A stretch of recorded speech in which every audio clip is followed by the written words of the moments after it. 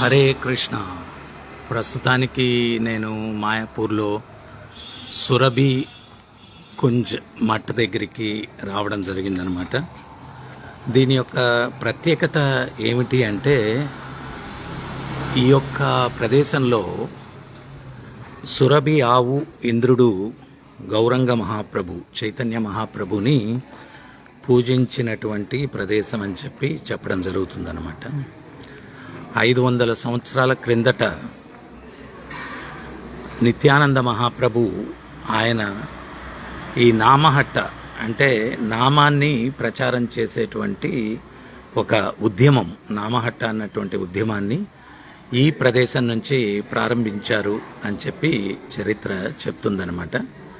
నిత్యానంద మహాప్రభు ఆయన లీల చాలించిన తర్వాత భక్తి వినోద్ ఠాకూర్ అంటే ప్రభుపాదుల వారి గురువు గారి యొక్క తండ్రి ఆ భక్తి వినోద్ ఠాకూర్ల వారు ఈ యొక్క ప్రదేశంలో చాలా సంవత్సరాలు నివాసం ఉన్నారు. ఆయన సురభి కుంజ్ ఆయన గృహంలోకి వెళ్ళేదానికి ముందు ఇక్కడ ఉన్నారు. ఇక్కడ ఆయన ఈ యొక్క నిత్యానంద మహాప్రభు ప్రారంభించినటువంటి నామహట్ట ఉద్యమాన్ని అంటే సంకీర్తన ఉద్యమాన్ని ఇక్కడ భక్తి వినోద్ ఠాకూర్ల వారు మళ్ళా ప్రారంభించడం జరిగిందనమాట. ఇక్కడ నుంచి తర్వాత భక్తి సిద్ధాంత సరస్వతి మహారాజుల వారు, తర్వాత ఇదంతా కూడా కృష్ణ చైతన్య ప్రచారం అన్నటువంటిది జరిగింది.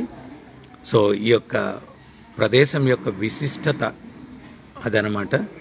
ఇంద్రుడు సురభి గౌరంగ మహాప్రభుని పూజించినటువంటి ప్రదేశం, అందుకనే దీనికి సురభి కుంజ్ అని నామధేయం. హరే కృష్ణ.